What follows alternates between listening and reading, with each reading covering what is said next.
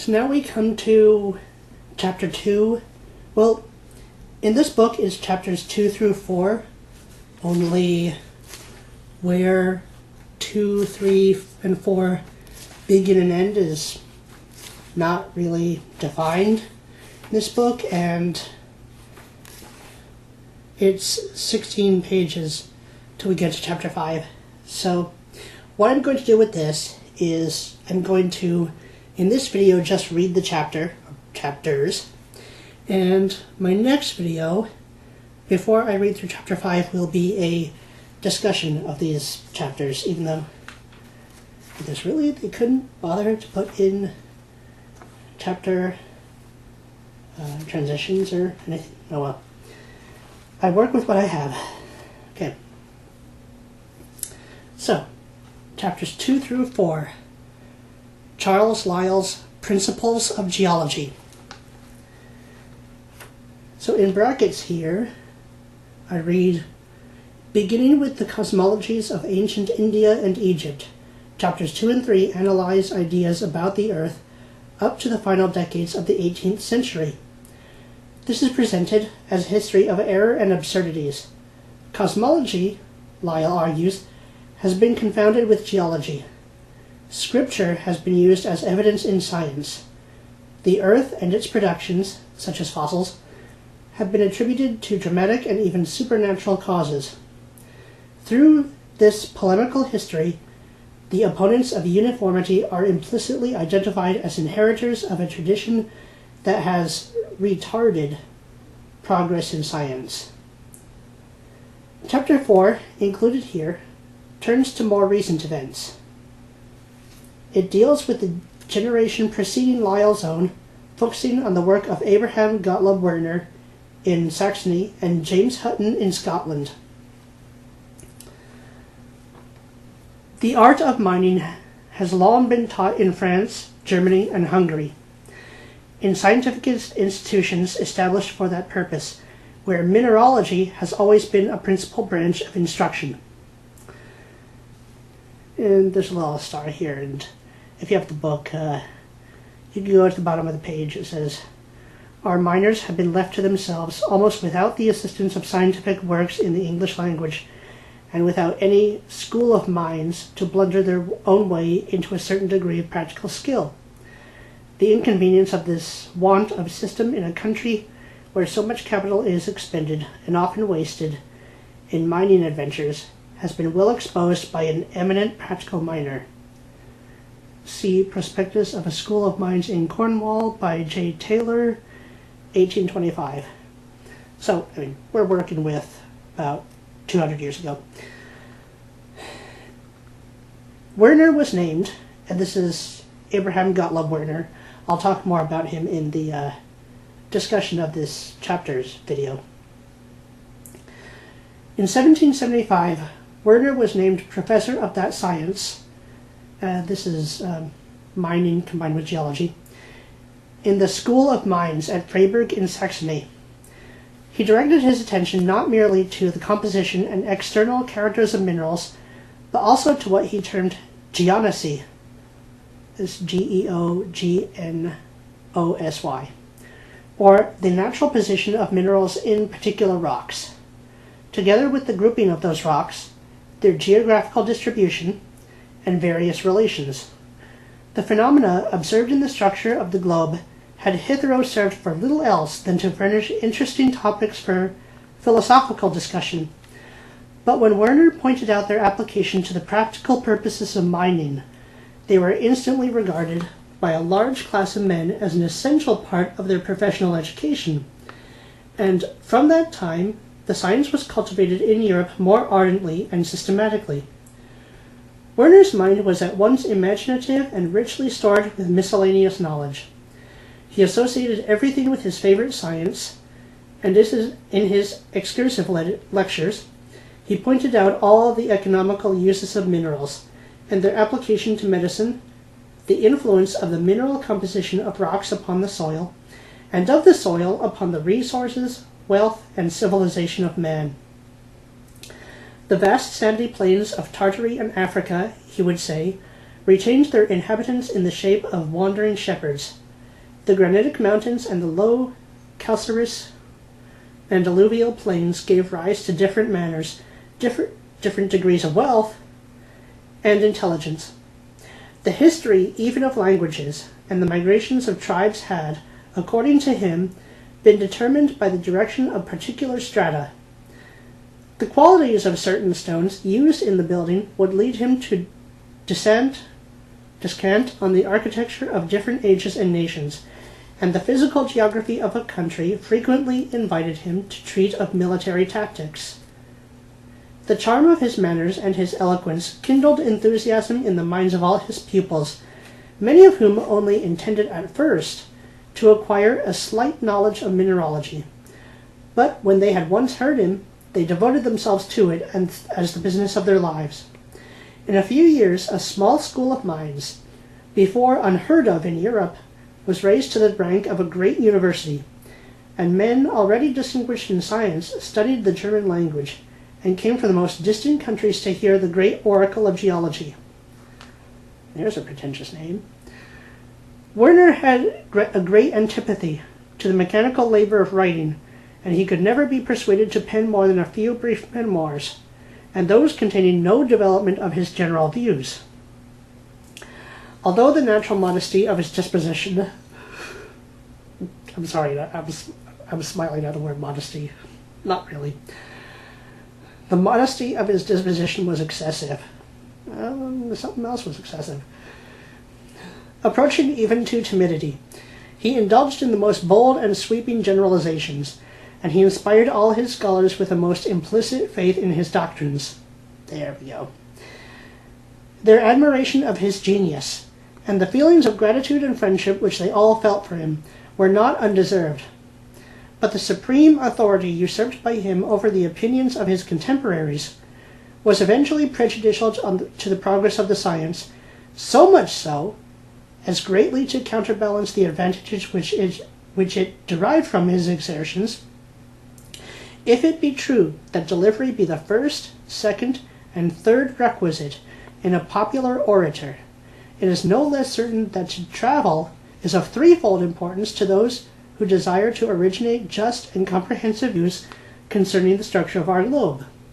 And Werner had never traveled to distant countries. He had merely explored a small portion of Germany, and conceived, and persuaded others to believe, that the whole surface of our planet and all the mountain chains in the world were made after the model of his own province. It was a ruling object of ambition in the minds of his pupils to confirm the generalizations of their great master, and to discover in the most distant parts of the globe his universal formations, which he supposed had been each in succession simultaneously precipitated over the whole earth from a common menstruum, or chaotic fluid. Unfortunately, the limited district examined by the Saxon professor was no type of the world, nor even of Europe. And what was still more deplorable, when the ingenuity of his scholars had tortured the phenomena of distant countries, and even of another hemisphere, into conformity with his theoretical standard, it was discovered that the master had misinterpreted many of the appearances in the immediate neighborhood of Freiburg. Thus, for example, within a day's journey of his school, the periphery, called by him primitive, has been found not only to send forth veins or dikes through strata of the coal formation, but to overlie them in mass. The granite of the Harz Mountains, on the other hand, which he supposed to be the nucleus of the chain, is now well known to traverse and breach the other beds, penetrating even into the plain as near Goslar, and nearer Freiburg in the Erzgebirge. The mica slate does not mantle round the granite, as the professor supposed, but abuts abruptly against it. But it is still more remarkable that in the Harz Mountains all his Flotz rocks, which he represented as horizontal, are highly inclined and often nearly vertical, as the chalk at Goslar and the green sand near Blankenberg. The principal merit of Werner's system of instruction consisted in steadily directing the attention of his scholars to the constant relations of certain mineral groups, and the regular order of superposition. But he had been anticipated, as we have shown in the last chapter, in the discovery of this general law by several geologists in Italy and elsewhere, and his leading divisions of the secondary strata were at the same time made the basis of an arrangement of the British strata by our countryman, William Smith, to whose work we shall return by and by. In regard to the basalt and other igneous rocks, Werner's theory was original, but it was also extremely erroneous. The basalts of Saxony and Hesse, to which his observations were chiefly confined, consisted of tabular masses capping the hills, and not connected with the levels of existing valleys, like many in Auvergne and the Vivarius. I might be pronouncing these slightly wrong, but they're difficult to try to sound out. These basalts and all other rocks of the same family in other countries were, according to him, chemical precipitates from water. That's interesting. He denied that they were the products of submarine volcanoes. And even taught that in the primeval ages of the world there were no volcanoes. Oh boy, no knowledge of the Hadean, eh? His theory was opposed, in a twofold sense, to the doctrine of uniformity in the course of nature, for not only did he introduce, without scruple, many imaginary causes supposed to have once effected great revolutions in the earth, and then to have become extinct, but new ones also were feigned to have come into play in modern times, and above all, that most violent instrument of change, the agency of subterranean fire. So early as 1768, before Werner had commenced his mineralogical studies, Raspe had truly characterized the basalts of Hesse as of igneous origin. Arduino, as we have already seen, had pointed out numerous varieties of trap rock in the Vicentin as analogous to volcanic products and as distinctly referable to ancient submarine eruptions. Desmarest, as we have stated, in company with Fortis, examined the Vicentin in 1766 and confirmed Arduino's views. In 1772, Banks, Solander, and Troyle compared the columnar basalt of Hecla with that of the Hebrides. I keep thinking all these are breaches. They're not. It's just... Collini, in 1774, recognized the true nature of the igneous rocks on the Rhine, between Andernach and Bonn. In 1775, Guettard visited the Vivarius and established the relation of basaltic currents to lavas. Lastly, in 1779, Fauges published his description of the volcanoes of the Vivarius and Villay, and shown how the streams of basalt had poured from craters which still remain in a perfect state. When sound opinions had for 20 years prevailed in Europe concerning the true nature of the ancient trap rocks, Werner, by his dictum, caused a retrograde movement, and not only overturned the true theory, but substituted for it one of the most unphilosophical ever advanced in any science. The continued ascendancy of his dogmas on this subject was the more astonishing, because a variety of new and striking facts were daily accumulated in favor of the correct opinions first established. Desmarest, after a careful examination of Auvergne, pointed out first the most recent volcanoes which had their craters still entire, and their streams of lava conforming to the level of the present river courses. He then showed that there were others of an intermediate epoch, whose craters were nearly effaced and whose lavas were less intimately connected with the present valleys. And lastly, that there were volcanic rocks still more ancient, without any discernible craters or scoriae, and bearing the closest analogy to rocks in other parts of Europe, the igneous origin of which was denied by the school of Freiburg. Desmarest's map of Auvergne was a work of uncommon merit. He first made a trigonometrical system of the distinct and delineated I'm sorry, they keep throwing a long alliteration of long words at me. I can handle a few, but oh boy. Okay, so Desmarais' map of Auvergne was a work of uncommon merit. He first made a trigonometrical survey of the district and delineated its physical geography with minute accuracy and admirable graphic power. He contrived at the same time to express, without the aid of colors, a vast quantity of geologic detail.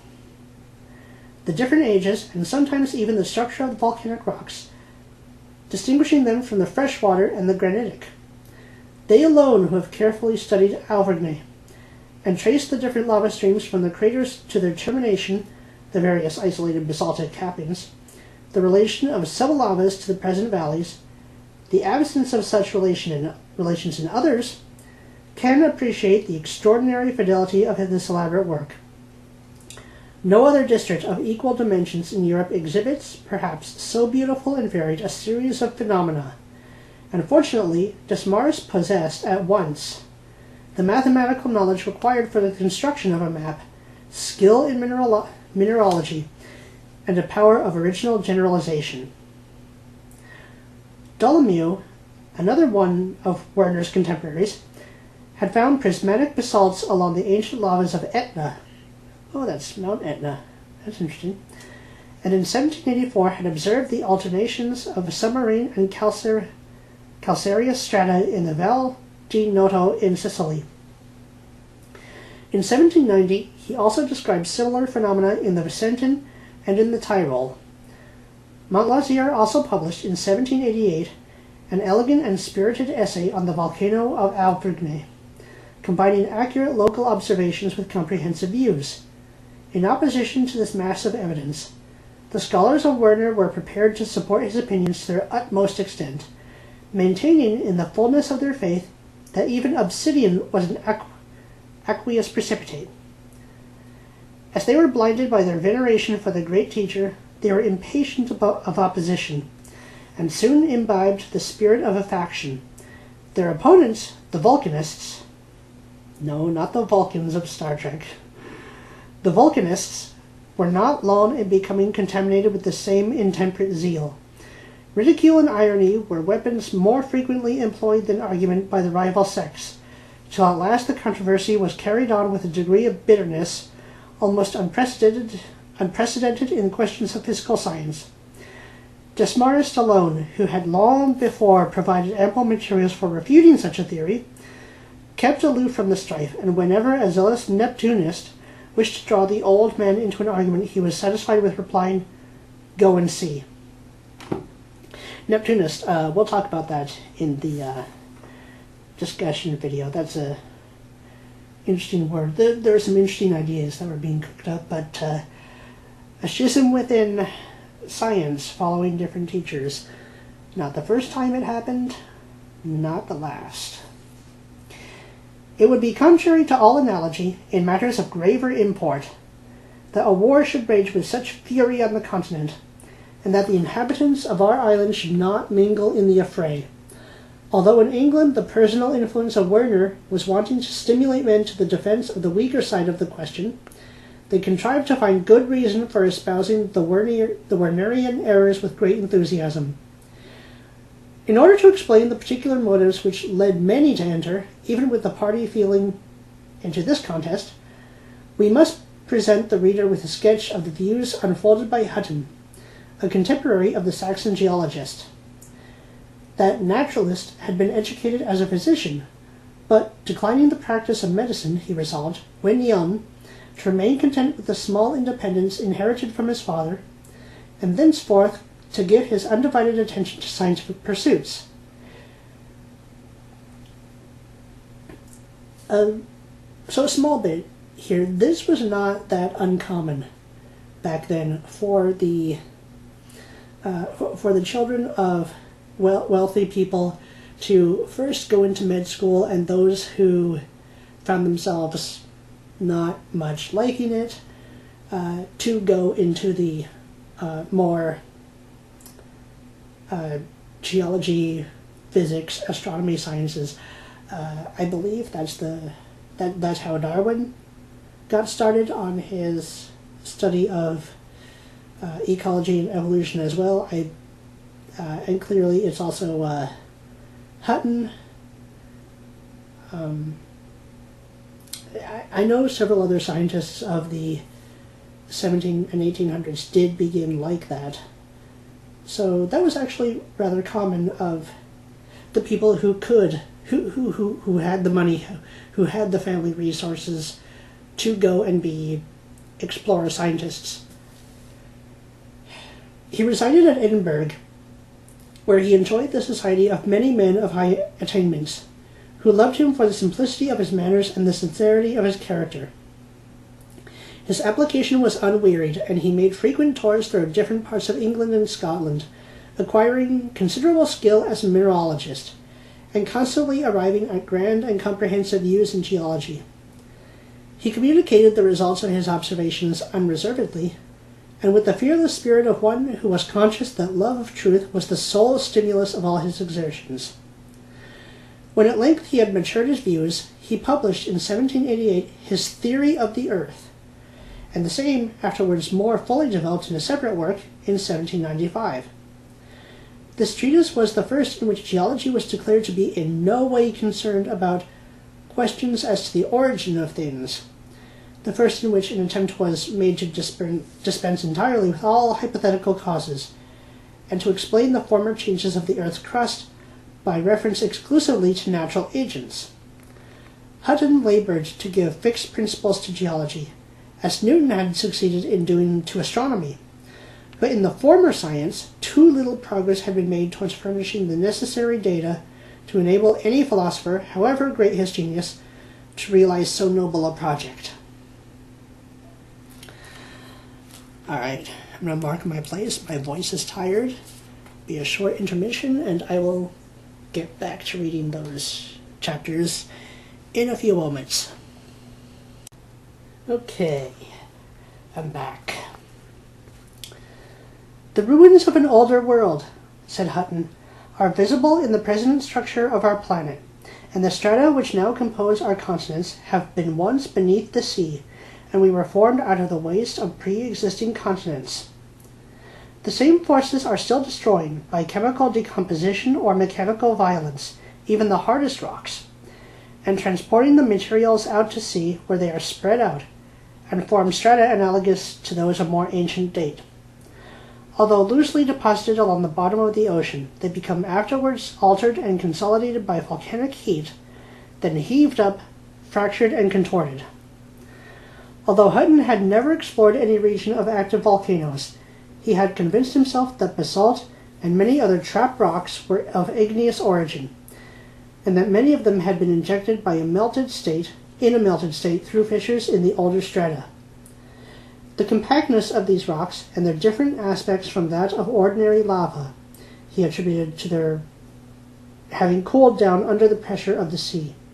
And in order to remove the objections started against this theory, his friend Sir James Hall instituted a most curious and instructive series of chemical experiments, illustrating the crystalline arrangement and texture assumed by melted matter cooled down under high pressure. The absence of stratification in granite, and its analogy in mineral character to rocks which he deemed of igneous origin, led Hutton to conclude that granite must also have been formed from matter in fusion. And this inference, he felt, could not be fully confirmed unless he discovered at the contact of granite and other strata a repetition of this phenomena exerted so constantly by the trap rocks. So, trap rocks are volcanic rocks that are stack on top of each other, kind of like steps. When paleontologists will talk about the Deccan traps or the Siberian traps, which are the site of truly massive volcanic eruptions in the past, they look like stairs made of volcanic rock stacked together. That's what they mean by trap rocks, and they don't have to be of massive fields like that, but any small, medium, or huge volcanic fields where the traps are stacked together like that. Resolved to try his theory by this test, he went to the Grampians and surveyed the line of junction of the granite and superincumbent stratified masses, and found in Glen Tilt in 1785 the most clear and unequivocal proofs in support of his views. Veins of red granite are there seen branching out from the principal mass and traversing the black micaceous schist and primary limestone. The intersected stratified rocks are so distinct in color and appearance as to render the example in that locality most striking, and the alteration of the limestone in contact was very analogous to that produced by trap veins on calcareous strata. This verification of his system filled him with delight, and called forth such marks of joy and exultation that the guides who accompanied him, says his biographer, were convinced that he must have discovered a vein of silver or gold.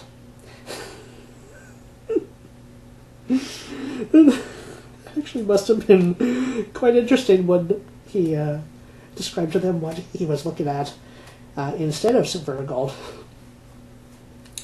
He was aware that the same theory would not explain the origin of primary schists, but these he called primary, rejecting the term primitive, and was disposed to consider them as sedimentary rocks altered by heat, and that they originated in some other form from the waste of previously existing rocks. By this important discovery of granite veins, to which he had been led by fair induction from an independent class of facts, Hutton prepared the way for the greatest innovation on the systems of his predecessors. Vallisneri had pointed out the general fact that there were certain fundamental rocks to which contained no organic remains, and which he supposed to have been formed from the creation of living beings. Moro, Generelli, and other Italian writers embraced the same doctrine, and laymen regarded the mountains called by him primitive as parts of the original nucleus of the globe. The same tenet was an article of faith in the school of Freiburg, and if anyone ventured to doubt the possibility of our being enabled to carry back our researches to the creation of the present order of things, the granitic rocks were triumphantly appealed to. That's a confusing bit there. On them seems written in legible characters the memorable inscription, "Before me things created were none, save things eternal." Okay. And no small sensation was excited when Hutton seemed, with unhallowed hand, desirous to erase characters he had already regarded by many as sacred. "In the economy of the world," said the Scotch geologist, "I can find no traces of a beginning, no prospect of an end." And the declaration was the most startling when coupled with the doctrine that all past changes on the globe had been brought about by the slow agency of existing causes. The imagination was first fatigued and overpowered by endeavoring to conceive the immensity of time required for the annihilation of whole continents by so insensible a process. Yet when the thoughts had wandered through these interminable periods, no resting place was assigned in the remotest distance. The oldest rocks were represented to be of a derivative nature, the last of an antecedent series, and then perhaps one of many pre-existing worlds. Such views of the immensity of past time, like those unfolded by the Newtonian philosophy in regard to space, were too vast to awaken ideas of sublimity unmixed with a painful sense of our incapacity to conceive a plan of such infinite extent. Worlds are seen beyond worlds, immeasurably distant from each other, and beyond them all innumerable other systems are faintly traced on the confines of the visible universe. The characteristic feature of the Huttonian theory was, as before hinted, the exclusion of all causes not supported to belong to the present order of nature. Its greatest defect consisted in the undue influence attributed to subterranean heat, which was supposed necessary for the consolidation of all submarine deposits. Hutton made no step beyond Hooke, Morrow, and Raspe in pointing out in what manner the laws now governing earthquakes might bring about geological changes, if sufficient time be allowed. On the contrary, he seems to have fallen far short of some of their other views. He imagined that the continents were first gradually destroyed, and when their ruins had furnished material for new continents, they were upheaved by violent and paroxysmal convulsions. He therefore required alternate periods of disturbance and repose, and such he believed had been, and would forever be, the course of nature. Generelli, in his exposition of moral system, had made a far nearer approximation towards reconciling geological appearances with the state of nature as known to us. For a while he agreed with Hutton that the decay and reproduction of rocks were always in progress, proceeding with the utmost uniformity. The learned Carmelian represented the repairs of mountains by elevation from below, to be effected by an equally constant and synchronous operation.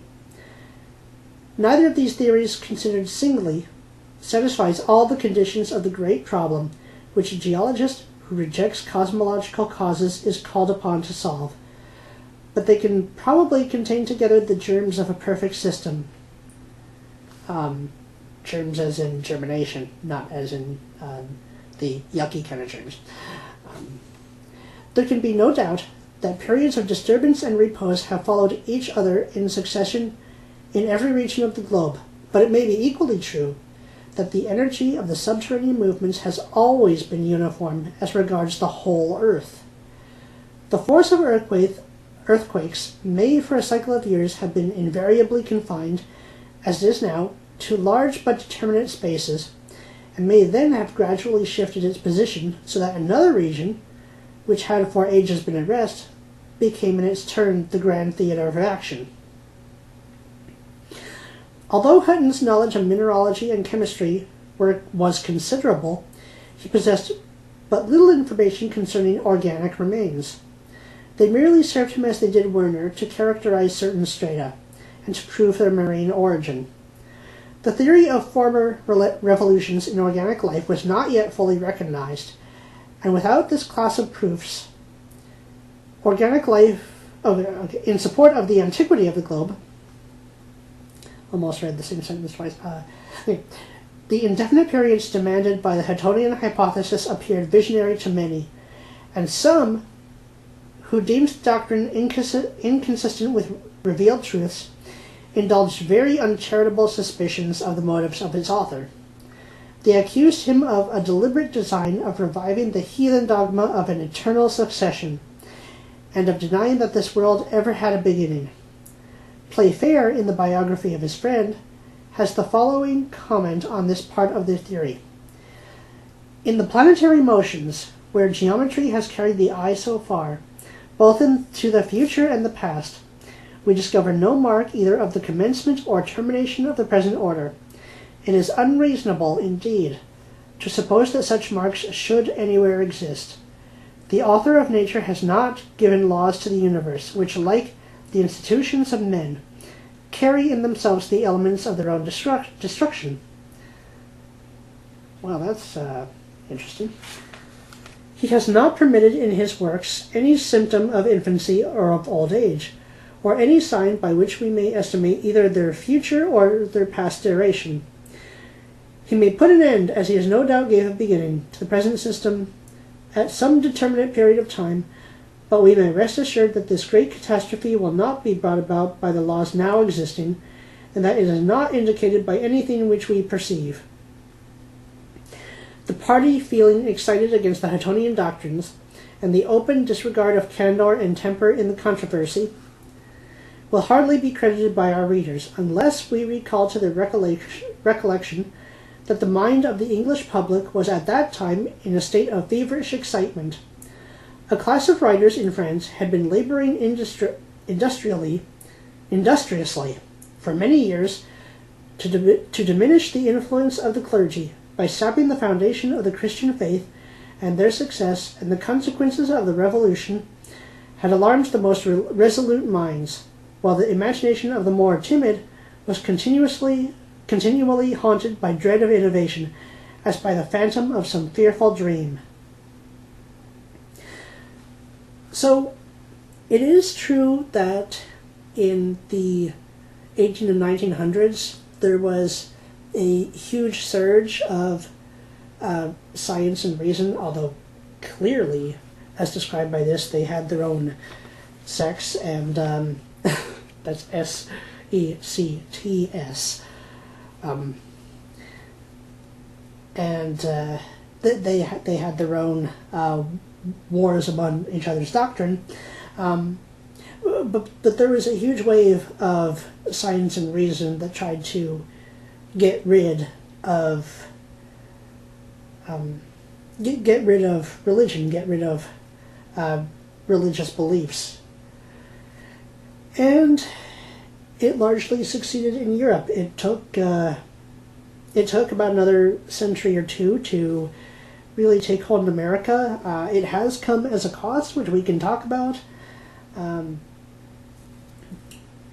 It's come at the cost of traditions that provide a structure for development and decision making in life. Although just a couple of centuries before, there had been a lot of many waves of religion trying to crush science. So it's not like science was the first to try to crush the other. But I think there is a hunger now, in the time we're living in now, to come to some compromise, some balance of the two. And I even have some ideas of how we could help this come about. But for now, since this book is long, I want to just go back to reading. And then my next video, as I say again, will be a discussion of this or these chapters. Really couldn't put any chapter divisions in this book. Would have really helped, Lyell. Voltaire had used the modern discoveries in physics as one of the numerous weapons of attack and ridicule directed by him against the scriptures. He found that the most popular systems of geology were accommodated to the sacred writings, and that much ingenuity had been employed to make every fact coincide with the Mosaic account of the creation and deluge. Deluge being the giant flood.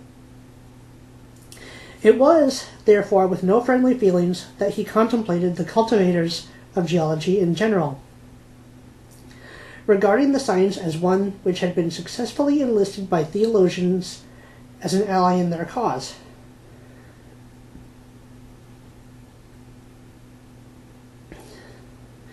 He knew that the majority of those who were aware of the abundance of fossil shells in the interior of continents were still persuaded that they were proofs of the universal deluge, giant flood. No, but I can see how that would, how they would try to recruit that to support the giant flood. We'll talk about where they actually come from. And as the readiest way of shaking this article of faith, he endeavored to inculcate skepticism as to the real nature of such shells, and to recall from contempt the exploded dogma of the 16th century that they were sports of nature. He also pretended that vegetable impressions were not those of real plants, yet he was perfectly convinced that the shells had really belonged to living testacea, as may be seen in his essay On the Formation of the Mountains. He would sometimes, in defiance of all consistency, shift his ground when addressing the vulgar, and admitting the true nature of the shells collected in the Alps and other places, pretend they were eastern species, which had fallen from the hats of pilgrims coming from Syria. That's quite a leap there. The numerous essays written by him on geological subjects were all calculated to strengthen prejudices, partly because he was ignorant of the real state of the science, and partly from his bad faith. Well, more misguided than bad, but... On the other hand, they who knew that his attacks were directed by a desire to invalidate Scripture, and who were unacquainted with the true merits of the question, might well deem the old Diluvian hypothesis incontrovertible, if if Voltaire could adduce no better argument against it than to deny the true nature of organic remains. It is only by careful attention to impediments originating in extrinsic causes that we can explain the slow and reluctant adoption of the simplest truths in geology. First, we find many able naturalists adducing? There's a new word. The fossil remains of marine animals as proofs of an event related in Scripture. The evidence is deemed conclusive by the multitude for a century or more, for it favors opinions which they entertained before, and they are gratified by supposing them confirmed by fresh and unexpected proofs. Many who see through this fallacy have no wish to undeceive those who are influenced by it, approving the effect of the delusion and conniving it as a pious fraud, until finally an opposite party, who are hostile to the sacred writings, labor to explode the erroneous opinion by substituting for it another dogma which they know to be equally unsound. The heretical volcanists were now openly assailed in England by imputations of the most illiberal kind. We cannot estimate the malevolence of such a persecution. Imagine the persecution of conservatives by the leftists today. I think that might be kind of similar. By the pain which similar insinuations might now inflict. For although charges of infidelity and atheism must always be odious, they were injurious in the extreme at the moment of political excitement. There you go, tied to politics, of course. Witch hunts tied to politics. They usually are. They were injurious in the extreme at that moment of political excitement. Now, I did read the same line twice. That his moral character should have been traduced, than that he should become a mark for those poisoned weapons. We shall pass over the works of numerous divines, who may be excused for sensitiveness on points which then excite so much uneasiness in the public mind, and we shall say nothing of the amiable poet Cowper. You just narrowly avoided having the name Cowpie. Cowper, who could hardly be expected to have inquired into the merits of doctrines in physics. But we find in the most foremost ranks of the intolerant several laymen who had a high claims to scientific reputation. Among these appear Williams, a mineral surveyor of Edinburgh, who published a Natural History of the Mineral Kingdom in 1789, a work of great merit for that day, and of practical utility as containing the best account of the coal strata. In his preface, he misrepresents Hutton's theory altogether, and charges him with considering all rocks to be lavas of different colors and structure, and also with warping everything to support the eternity of the world. He descends on the pernicious influence of such skeptical notions as leading to downright infidelity and atheism, and as being nothing less than to depose the Almighty Creator of the universe from his office. Kirwan, President of the Royal Academy of Dublin, a chemist and mineralogist of some merit, who possessed much greater authority in the scientific world than he was entitled by his talents to enjoy. So, not the first time, not the last. In the introduction to his geological essay, 1799, that sound geology graduated into religion, and was required to dispel certain systems of atheism or infidelity, of which they had had recent experience. He was an uncompromising defender of the aqueous theory of all rocks, and was scarcely surpassed by Burnet and Whiston in his desire to adduce the Mosaic writings in confirmation of his opinions. De Luc, in the primary disclosure to his treatise on geology, says, "The weapons have been changed by which revealed religion is attacked. It is now assailed by geology, and the science has become essential to theologians." He imputes that the failure of former geological systems to their having been anti-Mosaical, and directed against a sublime tradition.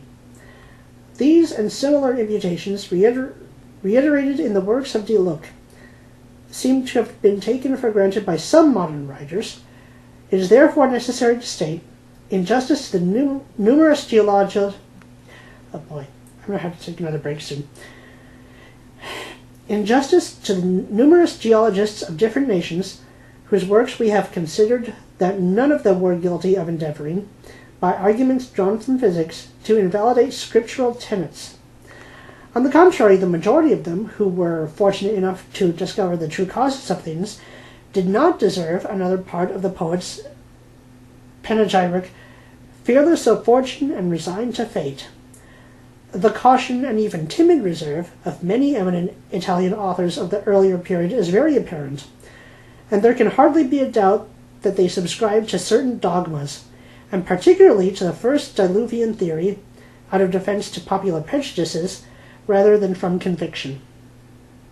If they were guilty of dissimulation, we must not blame their want of moral courage, but reserve our condemnation for the intolerance of the times and that inquisitorial power which forced Galileo to abjure and the two Jesuits to disclaim the theory of Newton. Okay, there's a little star leading to a footnote. I observed that in a most able and interesting article, The Life of Galileo, recently published in the Library of Universal Useful Knowledge, it is asserted that both Galileo's work and the book of Copernicus, Nisi Corrigator, were still to be seen on the forbidden list of the Index at Rome in 1828. But I was assured in the same year by Professor Scarpellini at Rome that Pius VII, a pontiff distinguished for his love of science, procured in 1818 a repeal of the edicts against Galileo and the Copernican system. He assembled the congregation, and the late Cardinal Torriozzi, assessor of the Sacred Office, proposed that they should wipe off this scandal from the Church. The repeal was carried, and with the dissentient voice of one Dominican only. Long before this time, the Newtonian theory had been taught in the Sapienza, and all Catholic universities in Europe, with the exception, I am told, of Salamanca. But it was always required of professors, in deference to the decrees of the Church, to use the term hypothesis instead of theory. They now speak of the Copernican theory. Well, that's quite a lot. So there is, just speaking from a pure scientific definition perspective, standpoint, the difference between hypothesis and theory is actually the reverse of what most people think it is. A hypothesis is a guess of how things may work. Hypothesis, if you're familiar with how the scientific method is described, you start with a guess. I think something might work this way, or I think this is what will happen. That's a hypothesis. A theory, when people are trying to argue against an explanation that they're opposing, they'll often say, it's only a theory. The problem is, theory is a much more well-supported idea or model for how things work. It is a model or hypothesis that has been tested and never been disproven. It is a well-supported... It is what a hypothesis becomes when the experiments have been done and it's been very well supported. It's not yet been shown to be wrong. So that's a theory. So theory is actually much stronger than a hypothesis. This is the difference. And it's an important one if you are trying to be a scientist seriously. It's important to get that right. Most people get it wrong. Hypothesis is the one that's a guess or a model. Theory is the strong one. So, you believe we've still got a few pages to go. I'm going to take one more break, one more intermission, and then I will finish the chapter.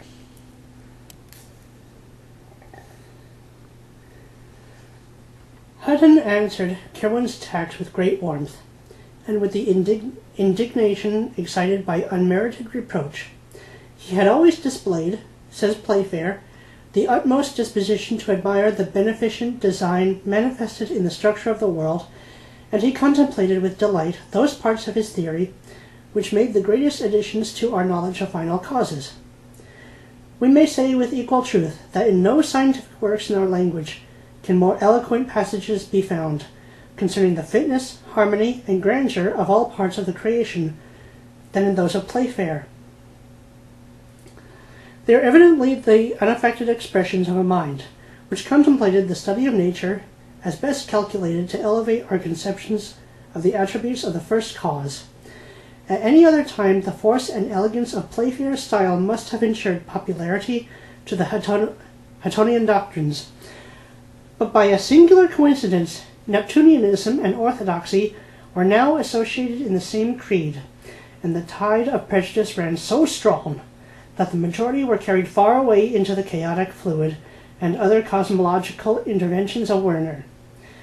These fictions the Saxon professor had borrowed with little modification, and without any improvement from his predecessors.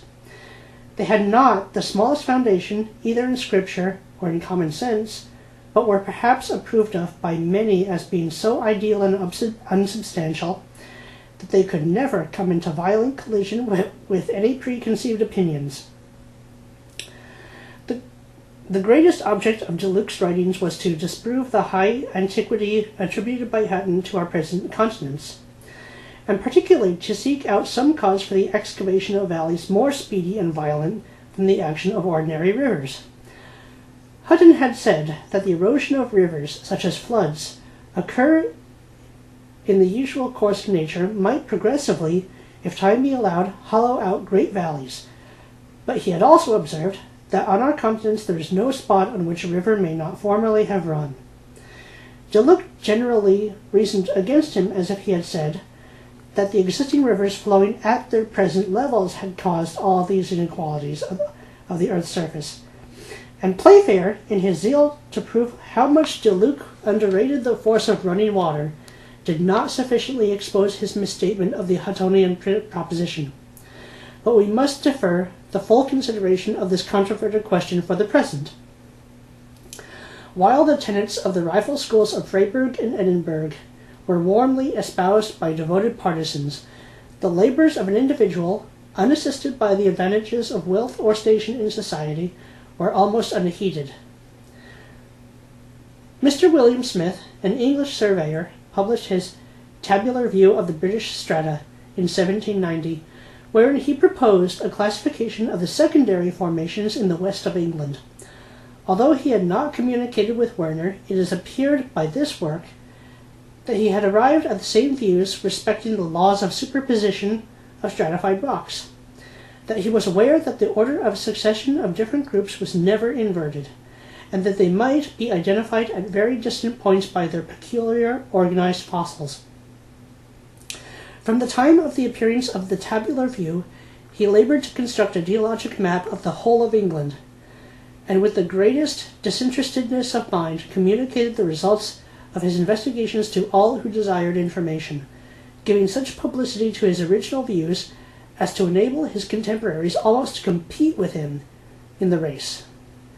The execution of his map was completed in 1815, and remains a lasting monument of original talent and extraordinary perseverance, for he had explored the whole country on foot without the guidance of previous observers, or aid of fellow laborers, and had succeeded in throwing into natural divisions the whole complicated series of British rocks. What an undertaking!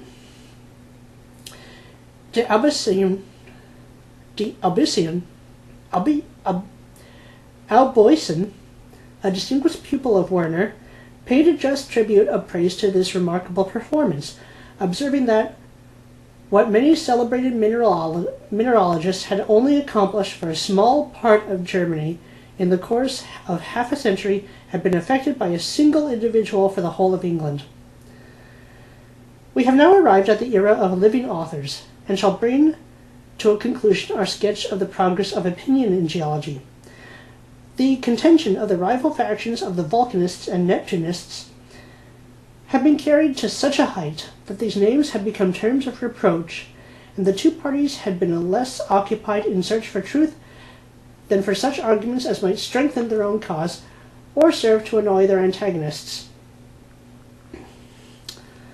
One last time that would happen.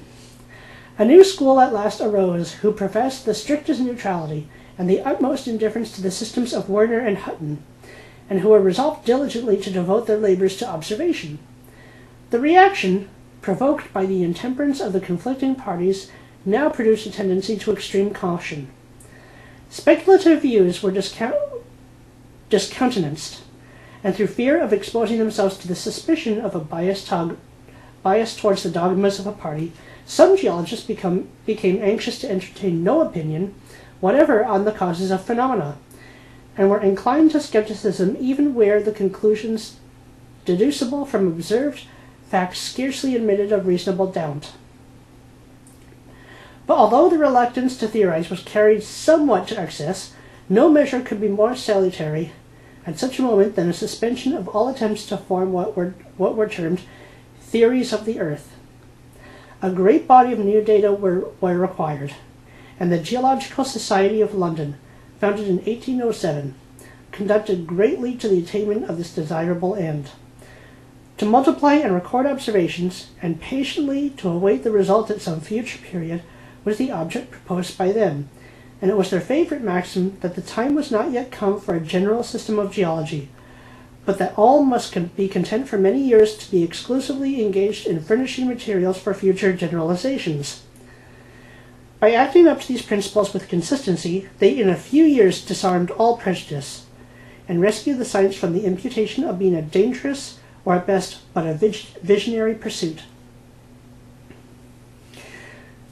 So that was a really brave and painstakingly difficult, I'd imagine, thing to undertake, but it was the salvation of geology. And if you're interested in geology today, the reason it's a relatively neutral form of earth science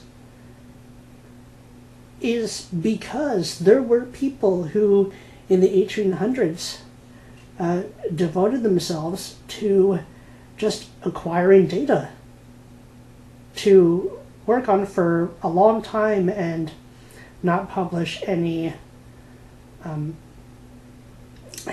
composed hypotheses or theories as a new engulfing model, and that is very hard to do in science, because even science is about who can get papers published, who can get theories published, and I mean that was the undertaking they took on was impressive. Inquiries were at the same time prosecuted with great success by the French naturalists, who devoted their attention especially to the study of organic remains. They showed that the specific characters of fossil shells and vertebrate animals might be determined with the utmost precision, and by their exertions a degree of accuracy was introduced into the department of science of which it had never before deemed susceptible.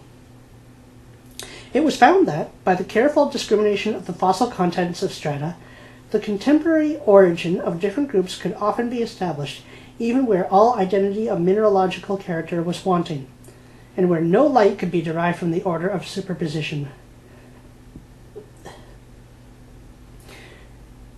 The minute investigation, moreover, of the relics of the animate creation of former ages had a powerful effect in this dispelling the illusion which had long prevailed concerning the absence of analogy between the ancient and modern state of our planet. A close comparison of the recent and fossil species and the inferences drawn in regard to their habits accustomed the geologist to contemplate the earth as having been at successive periods the dwelling place of animals and plants of different races, some of which were discovered to have been terrestrial and others aquatic, some fitted to live in the seas, others in the waters of lakes and rivers. So that's saltwater versus freshwater. By the consideration of these topics, the mind was slowly and insensibly withdrawn from imaginary pictures of catastrophes and chaotic confusion, such as haunted the imagination of early cosmogonists. Numerous proofs were discovered of the tranquil deposition of sedimentary matter in the slow development of organic life. If many still continued to maintain that the thread of induction was broken, yet in reasoning by the strict rules of induction from recent to fossil species, they virtually disclaimed the dogma which in theory they professed. The adoption of the same generic, and in some cases even the same specific names for the exuvia of fossil animals, their living analogies, was an important step towards familiarizing the mind with the idea of the identity and unity of the system in a distant eras.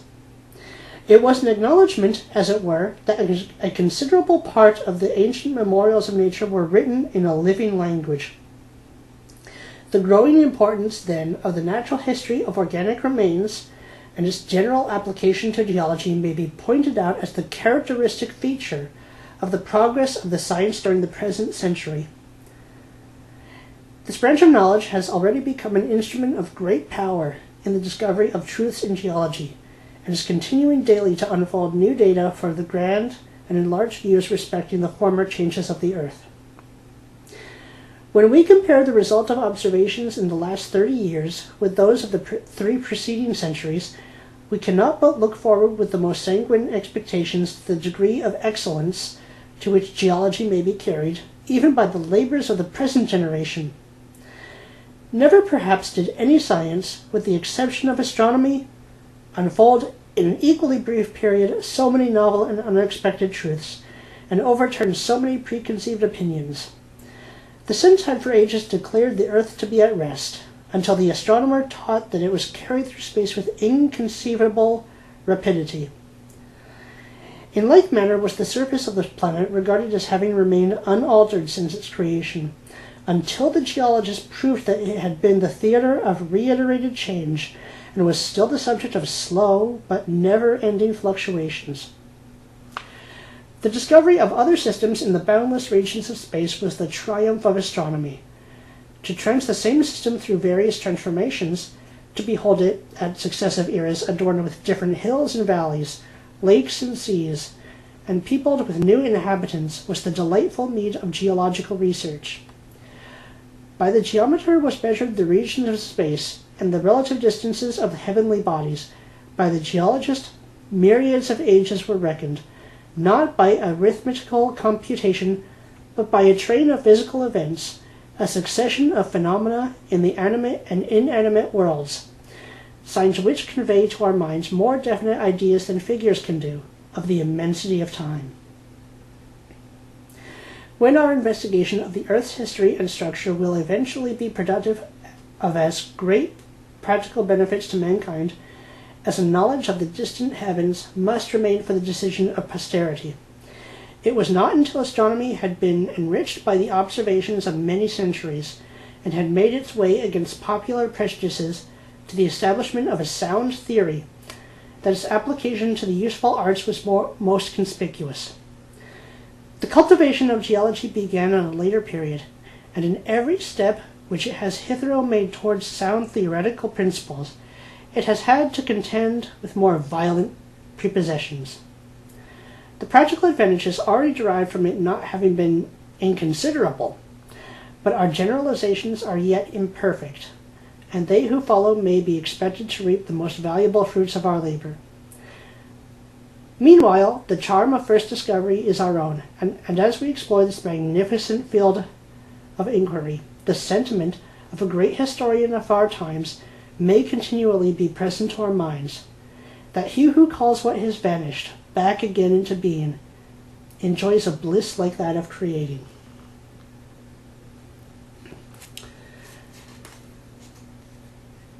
That is the end of chapters 2 through 4, and as promised, I will soon be coming out with a discussion video.